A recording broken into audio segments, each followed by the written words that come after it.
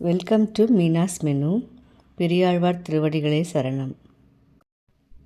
நேற்று கண்ணன் பிறந்த 12ஆம் நாள் ஆயர்பாடியில் அவனுக்கு பெயர் சூட்டும் வைபவம் எவ்வாறு கோலாகலமாக நடைபெற்றது என்பதையும், பெரியாழ்வார் கண்ணனை மத்த மாமலை தாங்கிய மைந்தனை என பாட காரணமாயிருந்த நிகழ்வினையும்,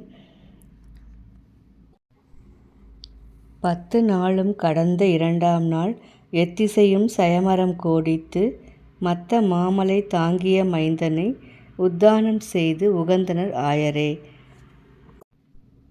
என்ற பாடலில் விரிவாக பார்த்தோம். இன்று குழந்தை கண்ணனின் குறும்பான செயல்களை யசோதா மற்ற பெண்களிடம் பகிர்ந்து கொள்ளும் காட்சியினை பாடலில் பார்க்க இருக்கின்றோம்.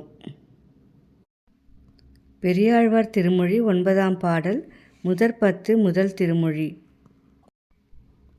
கிடக்கில் தொட்டில் கிழிய உதைத்திடும், எடுத்துக்கொள்ளில் மருங்கை இருத்திடும், ஒடுக்கிப் புல்கில் உதரத்தே பாய்ந்திடும், மிடுக்கில்லாமையால் நான் மெலிந்தேன் நங்காய் என்று யசோதை தோழிகளிடம் சொல்வதாக பெரியாழ்வார் பாடுகின்றார். யசோதை தன் அருகில் உள்ள மற்ற பெண்களிடம் கண்ணனுடைய பருவத்திற்கு மீறிய செயல்களை விவரிக்கின்றாள். கண்ணனை தொட்டிலில் கிடத்தினாலோ தொட்டில் கிழியும்படியாக காலால் உதைக்கின்றான். குழந்தை கால்களை இப்படி உதைப்பதால் கால்கள் வலிக்குமே என்று எண்ணி தூக்கி இடுப்பில் வைத்து கொண்டாலோ இடுப்பில் இருந்து நழுவி இடுப்பை முறித்து விடுகின்றான்.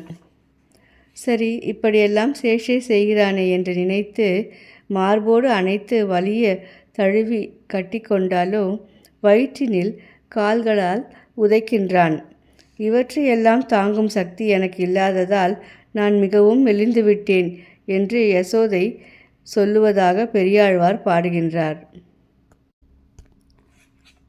சிறு குழந்தைகள் இருக்கும் வீடுகளில் குழந்தைகள் அழுது அடம்பிடிக்கும் சமயங்களில் இப்படித்தான் அந்த குழந்தையின் தாய் சமாளிக்க முடியாமல் திண்டாடுவாள். அதனை பெரியாழ்வார் மிக அழகாக இப்பாடலில் கண்ணனின் பருவத்திற்கு மீறிய செயல்களாக விவரிக்கின்றார். நாளை செந்நெல்லார் வயல் சூழ் திருக்கோட்டியூர் என்னும் பாடலை பார்க்க இருக்கின்றோம். பெரியாழ்வார் திருவடிகளே சரணம்.